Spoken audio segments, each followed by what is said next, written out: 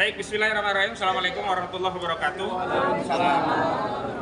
Terima kasih kepada rekan-rekan media yang sudah mengundang kami. Yang pertama yang kami ingin sampaikan bahwa kehadiran kami di sini sebenarnya merespon apa yang sudah dilakukan oleh Saudara Joko Widodo dan sejumlah pendukungnya. Pertama pada tanggal 26 September yang lalu melalui DPP Partai Solidaritas Indonesia atau PSI, Ketua DPP-nya Ahmad Ali meminta kepada Presiden Republik Indonesia untuk terlibat dalam kemelut kasus ijazah palsu Saudara Joko Widodo, termasuk kasus ijazah SMA Saudara Gibran Rakabuming Raka. Dan kemudian pada tanggal 2 Oktober 2025 yang lalu kita ketahui kubu Joko Widodo yang juga mencatut nama pendukung Prabowo Gibran dengan pro Jokowi, juga Jokowi Mania, mengadakan konferensi pers yang salah satu tuntutannya adalah menuntut klien kami, Pak Roy Suryo dan yang lainnya untuk segera ditetapkan menjadi tersangka. Dan terakhir kita tahu bahwa Saudara Joko Widodo berkunjung kepada Presiden Republik Indonesia pada 2 Oktober yang lalu, meskipun tidak dibocorkan atau disampaikan kepada media apa yang menjadi agendanya. Kami menduga bahkan meyakini di antara agendanya adalah membahas soal ijazah yang hari ini masih menjadi kemelut, termasuk ijazah putranya yang saat ini menjadi Wakil Presiden Republik Indonesia yang bermasalah karena diduga tidak memenuhi syarat sebagaimana diatur pasal 169 huruf R Undang-Undang Nomor 7 Tahun 2017. Baik, yang pertama ingin kami sampaikan adalah pertama begini kepada Pak Presiden Prabowo Subianto juga seluruh pendukungnya, kami tegaskan bahwa advokasi terkait mengungkap ijazah Saudara Joko Widodo ini tidak ada hubungannya dengan Presiden Prabowo Subianto, baik secara pribadi apalagi sebagai pejabat kepala negara sekaligus kepala pemerintahan. Sehingga kami memahami bahwa narasi Prabowo Gibran yang dilibatkan dalam press conference yang dilakukan oleh pendukung Joko Widodo yang diantaranya menuntut klien kami untuk segera ditetapkan tersangka adalah narasi yang ingin meminjam kekuasaan untuk terlibat mendukung Saudara Joko Widodo dalam kemelut ijazah palsunya. Kami tegaskan bahwa kasus ijazah palsu ini hanya dan untuk atas nama Saudara Joko Widodo, tidak ada kaitannya dengan Presiden Republik Indonesia hari ini, yakni Prabowo Subianto, baik secara pribadi maupun kelembagaan. Selanjutnya kami ingin tegaskan bahwa klien kami ada temuan baru melalui data yang ditemukan di Komisi Pemilihan Umum, yakni data ijazah yang sudah dilegalisir yang itu merupakan milik Saudara Joko Widodo yang pernah digunakan untuk kontestasi Pilpres pada tahun 2019 yang lalu.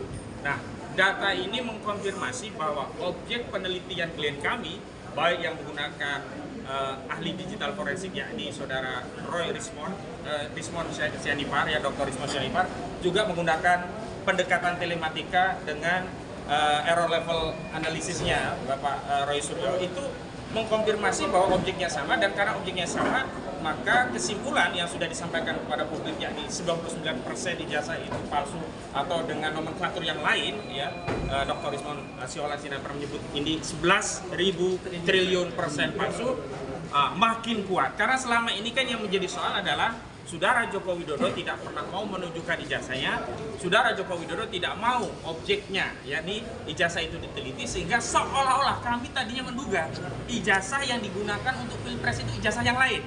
Maksudnya adalah ijazah yang tidak ada gambar kacamatanya. Tapi dengan penemuan dari Bonatua Silalai bersama Pak Roy Suryo itu mengkonfirmasi bahwa objek yang diteliti itu sama. Walaupun kami tidak menggunakan istilah identik lah. Biar identik itu kewenangan dari Bareskrim, tapi objeknya sama. Sehingga kalau objeknya sama, kesimpulannya juga sama, maka ijazah ini jelas palsu. Baik dengan pendekatan 99% dengan ELA maupun 11.000 triliun dengan analisis digital forensik. Yang kedua, kalau ijazah ini ternyata nantinya palsu, maka tuntutan kepada Polda itu bukan menaikkan status Pak Roy Suryo dan kawan-kawan menjadi tersangka. Justru konstruksi hukumnya, tuduhan pencemaran nama baik 310 KUHP dan juga tuduhan fitnah 311 KUHP yang dianggap itu terjadi karena objek ijazahnya itu disebut palsu, itu gugur atau harus dihentikan, atau bahasa hukumnya di SP3. Jadi penyidik Polda semestinya justru wajib menerbitkan SP3, surat pemberitahuan pemberhentian penyidikan begitu.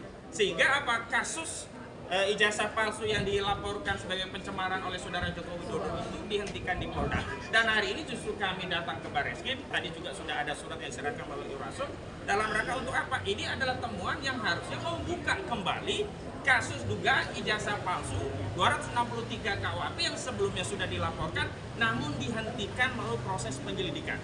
Tapi yang paling penting adalah nomenklatur penghentian penyelidikan itu bukan nomenklatur yang menjadi kewenangan penyidik, karena penyidik sebenarnya tidak punya kewenangan untuk menghentikan dalam bentuk surat keputusan seperti SP3. Karena penyelidikan itu kapanpun ketika ada bukti yang bisa ditelaah lebih lanjut ya bisa dibuka kembali. Karena itulah kami tadi juga melalui Irwasum, melalui Pak Rizal Fadila sudah mengirim surat dan nanti suratnya akan ditelaah lebih lanjut. Selanjutnya kami juga ingin menegaskan, semestinya kalau memang negara ini, bangsa kita dididik secara intelektual, semestinya narasi intelektual yang disampaikan oleh Dr. Rismond, Dr. Suryo dan kawan-kawan ini dijawab secara intelektual, bukan dengan ya statement yang bernada peyoratif. Misalnya kami menggunakan nomenklatur RRT, Rosuryo, Rismond dan Tifauzia Tiasuma, tiba-tiba disebut teroris. Benar-benar tidak bermoral begitu loh. Memang benar kalau mereka merasa diteror dengan kasus ijazah palsu ini, sederhana dijawab dengan meminta kepada Presiden Joko Widodo, Presiden ke-7 Republik Indonesia, untuk menunjukkan ijazah itu. Sebenarnya yang membuat teror, yang memecah belah adalah keengganan saudara Joko Widodo untuk menunjukkan ijazahnya. Mulanya kami tidak tahu motifnya apa, kenapa tidak segera ditunjukkan, padahal itu sederhana. Tetapi setelah ada temuan di KPU, ternyata objeknya sama yang sebelumnya. Ya, Sandi dari PSI itu mengatakan itu bukan diperoleh dari Presiden Joko Widodo yang Presiden ke-7 ini, kami anggap tadinya ada produk lain. Tapi kalau ternyata produknya sama, wajar kemudian saudara Joko Widodo enggan atau tidak mau menunjukkan ijazah yang sudah dikualifikasi palsu melalui penelitian. Dan saya juga ingin tegaskan demikian.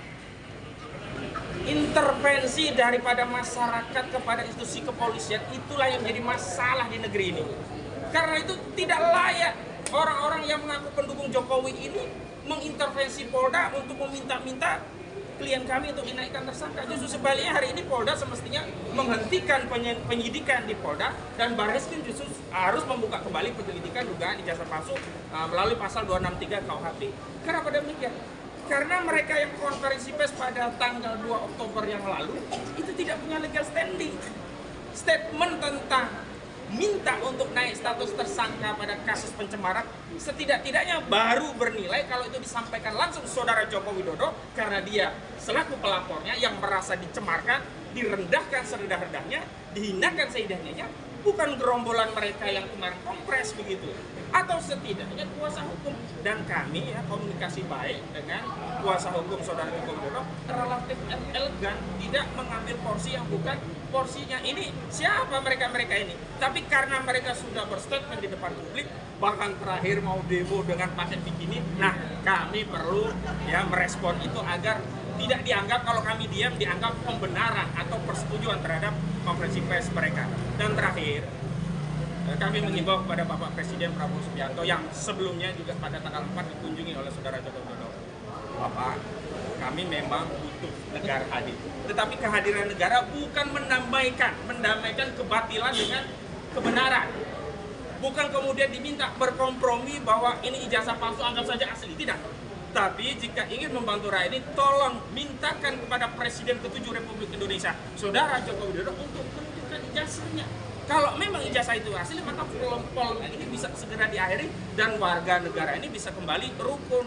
Tapi problemnya adalah jangan sampai hasil penelitian yang punya kajian, punya basis saintis ini kemudian dipaksa berkompromi untuk menerima bahwa ijazah yang palsu itu dianggap asli dan diminta kita menghentikan perdebatan ini. Ya nggak mau, kita nggak terima. Karena Pak Roy Suryo dan Pak Rismond pun sudah komitmen bertanggung jawab penuh dengan hasil kajiannya. Terakhir kami informasikan, bahkan saudara Rismond Siani Farhasiolan meminta agar penyidik Polda Metro Jaya meneruskan pesan kepada pelapor, yakni saudara Joko Widodo, jangan cabut laporannya. karena import yang sudah dikeluarkan untuk meneliti ijazah dan kemudian sampai pada kesimpulan ijazah itu palsu, jangan sampai dihentikan, tidak sampai ke pengadilan. Tetapi kami sebagai kuasa hukum, harusnya penelitian itu diproses melalui proses yang ada di Barreskrim dan tetap masuk ke pengadilan. Itu dari saya selaku koordinator. Selanjutnya kami minta Bang Rizal Fadila untuk menyampaikan surat yang barusan disampaikan ke Irwasum. Oh ya, silakan. Jadi gini, Ya. jadi gini, ini kan menindaklanjuti proses tanggal 9 Desember laporan atau humas ya bagi Agus Sujana, sehingga tanggal 26 Mei kita ajukan juga ke Irwasum dan Karwasidik, dan Irwasum baru menjawab tanggal 25 September 2025 yang poinnya bertentangan dengan kondisi apa yang disampaikan oleh Barreskrim, identik, asli, dan bahkan menghentikan Dumas atau laporan yang tanggal 9 Desember dilakukan oleh Prof. Egy. Nah, bertentangannya apa? Irwasum akan mengevaluasi laporan tersebut, kan bingung di satu wadah, satu tempat gitu. Nah, akhirnya hari ini tanggal 6 ini disampaikan oleh Bang Rizal Fadila, menyampaikan kepada Irwasum, isinya go sampaikan.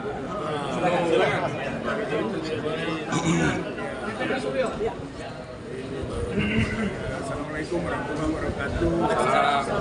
Surat itu menyangkut tentang juga temuan akhir dari Pak Suryo berkaitan dengan masalah bahwa ijazah yang selama ini disembunyikan oleh Joko Widodo dan juga dibantu oleh pihak kepolisian itu bisa kita yakini gitu kan, itu palsu. Gitu. Saya kira surat Irwasum itu sebetulnya merespon itu yang kemudian kita kaitkan dengan apa yang sudah dahulu dilakukan penghentian penyidikan yang seharusnya, dan surat ini kita minta penyidikan jalan lagi. Jadi Barreskrim, saya kira itu memang yang kita adukan adalah Joko Widodo. Maka Joko Widodo yang harus diproses dengan temuan baru tentang KPU memberikan informasi data itu di Pak Roy yang itu akan kita. Tapi maksudnya bahwa agar ada satu kebersamaan antara proses yang lalu dengan proses yang sekarang berjalan lagi. Jadi intinya Barreskrim membuka kembali gitu kan kasus yang sudah disebut dihentikan oleh Dirtipidum ya, Pak Brigjen Juhandani Rahadiopuro, yang kita juga sudah adukan melakukan tindak pidana obstruction of justice. Saya kira itu juga harus terus diproses. Itu saya kira dengan adanya surat Irwasum terakhir 25 September membuat surat Irwasum yang menyatakan bahwa surat yang lalu masih diproses dan sudah keluar surat Kapolri untuk yang nanti jawaban detailnya disampaikan kepada kita semua. Jadi itu. Kemudian yang kedua, kami juga melampirkan kepada pihak Irwasum yang nanti ditembuskan ke pihak Kapolri dan juga kepada Presiden. Saya atau kami lampirkan dengan buku ini. Buku publik yakin ijazah Jokowi palsu. Gitu. Dan ini juga termasuk di dalamnya ada analisis Pak Roy Suryo, Pak Rismon, Bu Tifa, semua ada di dalam. Ditambah dengan pandangan-pandangan publik, dengan polling, survei dan sebagainya. Insya Allah itu kan bersama dengan hasil penelitian Dr. Roy Suryo, Dr. Rismon, mudah-mudahan ini menjadi bagian dari proses pembuktian bahwa apa yang ditemukan terakhir itu benar adanya, bahwa ijazah Joko Widodo, ijazah Joko Widodo. Saya kira ini saja yang bisa disampaikan. Assalamualaikum warahmatullahi wabarakatuh.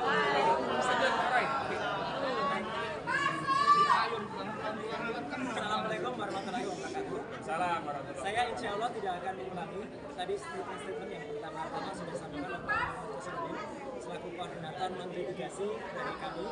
kemudian ada juga Pak Rizal Fadila, juga sebelumnya tadi ada Pak Azam ya, yang sudah menyampaikan surat dan kami setelah surat itu diterima kami melakukan konferensi pers. Ada beberapa poin penting yang ingin kami sampaikan. Yang pertama, tadi disebut-sebut oleh Pak Kosidudin, apa itu bukti yang kami terima dari KPU, Komisi Pemilihan Umum. Alhamdulillah, proses yang lama itu tidak begitu saja.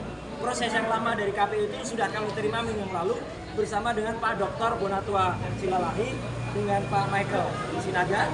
Ya, kami menjemput surat itu di KPU.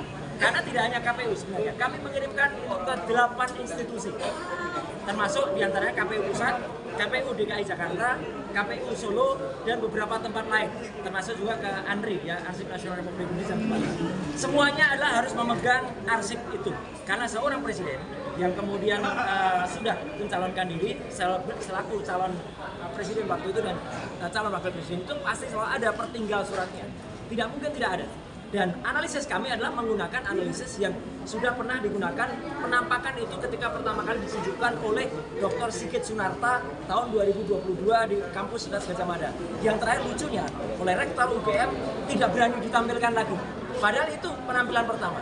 Penampilan kedua adalah ketika seorang kader partai, ya, partai gajah itu ya, partai yang nggak punya ijazah itu, ya, itu menampilkannya di akun Twitter, di akun X pada tanggal 1 April 2025. Hanya justru dialah justru sebenarnya, meskipun yang ditampilkan itu adalah asli, tapi dialah yang harus kenakan dengan pasal 32 atau 35 Undang-Undang ITE. Karena dia membuat tidak tepatnya gambar itu dibuat miring. Tidak miring, apa dibuat miring itu berarti dia melakukan rekayasa. Apapun itu, gambar-gambar itu adalah similar. Ya, similar itu mirip. Akhirnya yang mirip itu kemudian kami cross check dengan penampilan dari Barreskrim.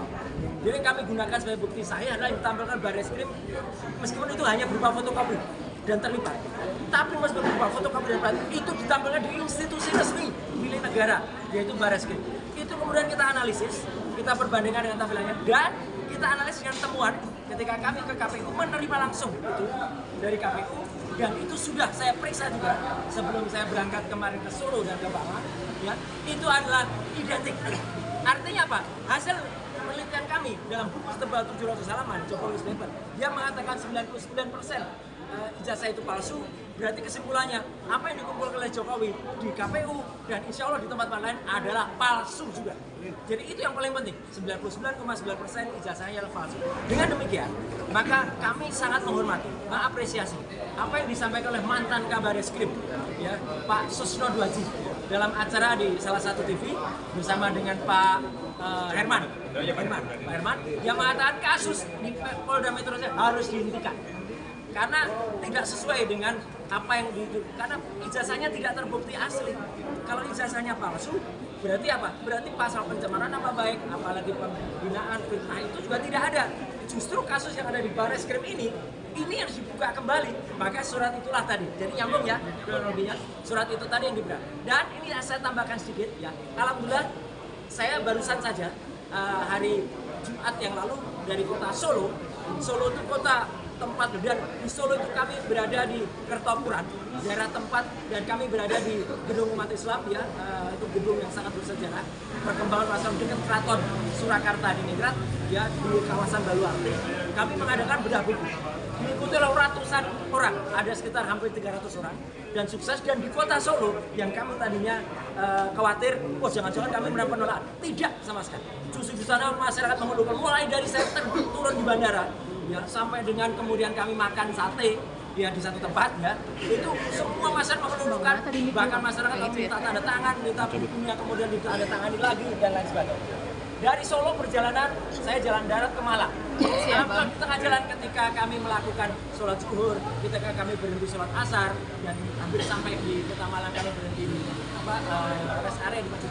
Masyarakat rata-rata itu menunggu, ya, hasil ini, dan mereka melakukan apresiasi dan mereka menyampaikan salam kepada semua teman-teman tim hukum, ya, karena waktu itu saya hanya bersama Dr. Tifa dan saya bersama Pak Refli Harun, ya, juga bersama teman yang lain, ada satu teman lain lagi. Alhamdulillahnya saya Malang. Kenapa saya ini penting? Malang malam sebelum kami datang, kami mendapat kabar bahwa sekelompok orang melakukan persekusi. Sekelompok gerombolan orang melakukan, padahal itu adalah ceramah keagamaan yang tadinya dilaksanakan oleh Gus Nur, kemudian ada Gus Raymond, ada juga Gus Arief, itu dibubarkan, dijaga oleh mereka pada malam hari ini. Jadi nggak boleh. Ini jahat sekali. Ini benar-benar jahat. Padahal kami sudah mendapat izin. Ya, akhirnya malam hari itu juga kami ke Polres dibantu salah satu kuasa hukum yang lain ya. Gitu. Jadi kita itu kompak sebenarnya. Tim kita sama-sama hanya bergerak sendiri-sendiri ya. Kami kemudian sampai kepada Polres dan kami sampaikan bahwa apa yang kami lakukan itu sudah sah. Alhamdulillahnya ini yang harus diketahui ya. Karena narasi beredar kami dibubarkan. Pagi harinya alhamdulillah kami melangsungkan acara itu dengan sukses dan lancar banget di salah satu gedung, salah satu hotel yang ada di sana, tempat yang sama yang kami rencanakan. Jadi artinya apa? Perjalanan di Solo, Malang, alhamdulillah sudah kembali ke Jakarta ini semua lancar. Dan yang paling penting yang saya tambahkan adalah apa yang tadi disampaikan oleh Pak Ahmad Kosinudin ya, dan juga teman-teman yang lain ya, Pak Azam dan lain sebagainya. Itu harus diwaspadai. Karena apa? Apa yang mereka ancamkan, ya, mereka pun mendesak-desak Polda Metro Jaya sama sekali tidak benar. Ya, itu melanggar hukum. Apalagi ada, saya langsung ingat ketika seorang perempuan di sana, ya, itu mengancam akan melakukan tindakan dengan melakukan itu pelanggaran terhadap Undang-Undang Nomor 44 tahun 2008 khususnya di pasal 4 ayat 2. Saya kebetulan adalah narasumber juga di undang-undang itu, ya gitu ketika sebelum menjadi anggota DPR. Itu adalah tindakan yang melakukan porno aksi. Porno aksi adalah bagian dari pornografi. Dan itu kalau diterus-teruskan, itu bisa menjadi tindakan asusila nanti. Ya, tahu nggak gambarnya asusila? Asusila itu kayak gini nih. Ini asusila ini. Seperti apa? Ini asusila. Asusilo. Asusilo.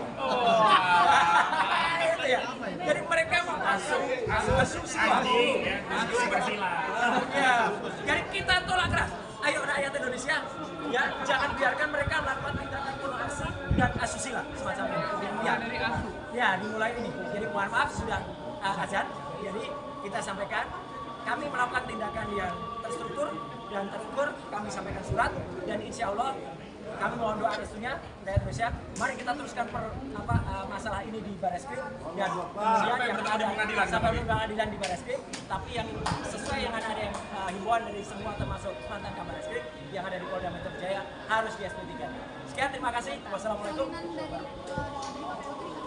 Salinan dari KPU dikasih. Jadi itu kabar bohong ya kalau ada orang-orang yang oh iya, itu nanti kita berikan sebagai salah satu bukti. Oke. Nah ini ya. Meskipun ini kami pertanyakan, ada beberapa kok ditutupi. Ya, jadi uji konsekuensinya itu lagi kita bersurat lagi dengan Pak Bonatua dan Mas Michael itu yang ada di belakang sana. Kita lagi pertanyakan dan apalagi ini legalisasinya ini kan tahun 2019. Kita bersurat juga untuk yang legalisasi tahun 2014 itu juga kita minta legalisasi tahun 2005 di Jakarta, legalisasi tahun 2010 yang ada di Solo juga kita minta. Ini juga kita lampirkan. Ya. Oke, saya kira itu dari saya. Kalau ada sekarang Bang Medi dulu. Nah, Bang Medi, Bang Jagir. Bang Jagir dulu atau Bang Medi? Bang Samdir ya. Terima kasih. Kita lanjutkan tadi sudah disampaikan kalau jangan sampai kasus datang menyerahkan surat agar perkara yang dilakukan kepada tempat yang mengenai ijazah palsu itu agar diteruskan dengan bukti tambahan yang kita berikan. Kemudian sesuai dengan tadi saya nggak akan ulang lagi kalau yang di Polda Metro Jaya akhirnya bukti sama sekali ada di dapur. Jadi kuasa hukum di seberang sana yang mahkamah itu mentersangkakan agar memahami karena tidak ada dasarnya untuk meminta polisi untuk meningkatkan perkara suara. Sekian dari saya, terima kasih. Bang Jagir,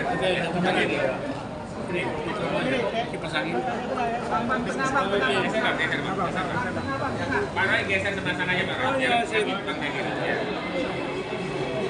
Oke, rekan-rekanku, tadi rekan-rekanku yang lain sudah menyampaikan hal-hal yang penting, bahkan sangat penting. Kita hari ini ada di Barreskrim, seperti dijelaskan oleh rekan Koji dan Pak Riza Patira tadi, sudah jelas tujuan kita sini apa. Hanya saya mau menambahkan, untuk yang di Polda Metro Jaya, ada pihak-pihak, saya sebutkan termul itu, mengadakan podcast atau konversi itu mengatakan bahwa cenderung mereka melangkahi hukum, saya katakan melangkahi hukum. Tidak ada seorang advokat mengatakan si A harus ditangkap, si B harus ditahan, si C harus begini. Itu advokat yang ngawur namanya. Mudah-mudahan advokat mengatakan kita di oposisi memilih. Mendampingi klien kita harus mengikuti koridor. Jangan lupa di Polda Metro Jaya itu laporan dari pihak Pak Jokowi itu 30 April 2005. Betul? Baru berapa bulan?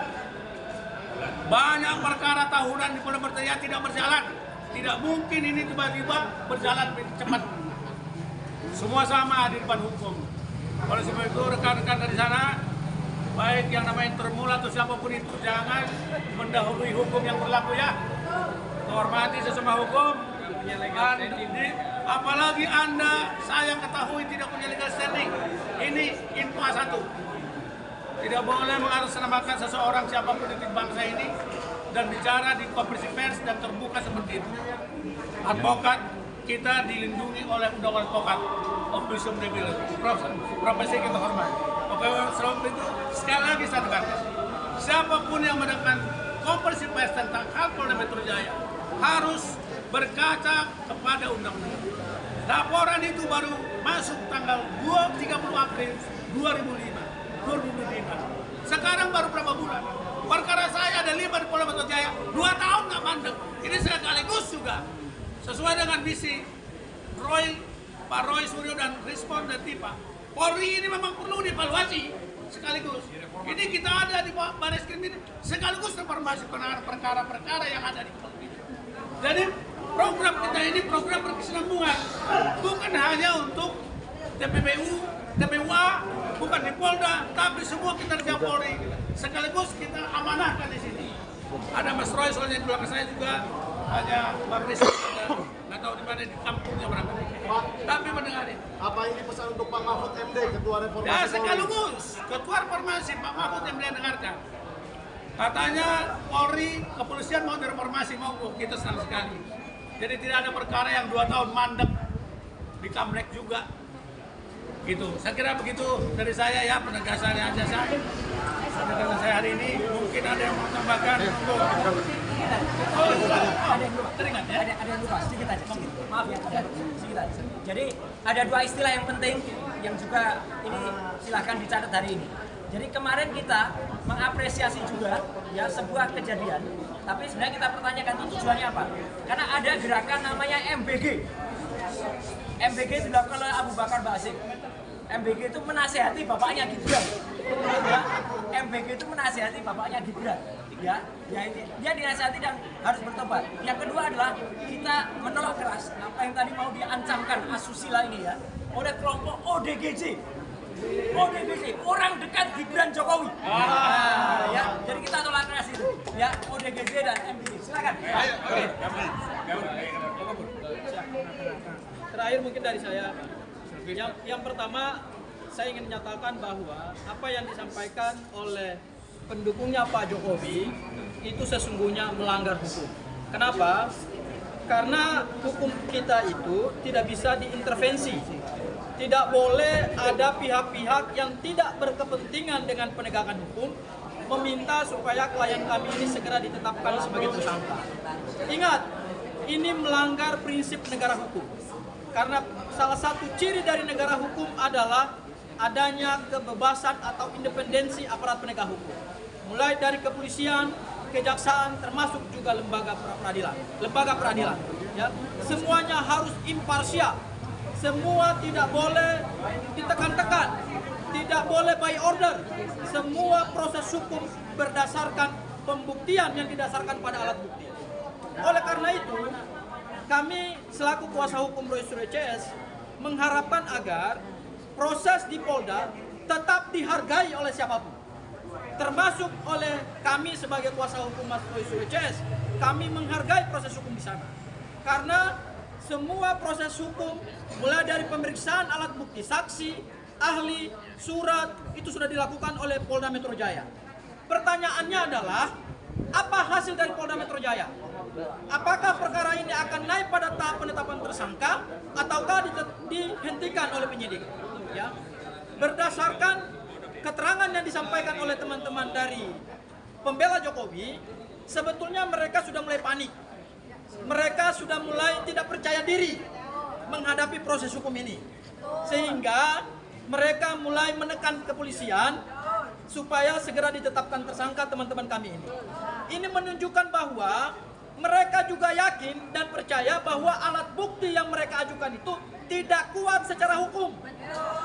Baik alat bukti dokumen ijazah Pak Jokowi yang katanya sudah disita oleh Polda Metro Jaya, termasuk juga ratusan saksi yang katanya sudah diperiksa, ya, ada 500 alat bukti yang sudah diperiksa oleh Polda Metro Jaya.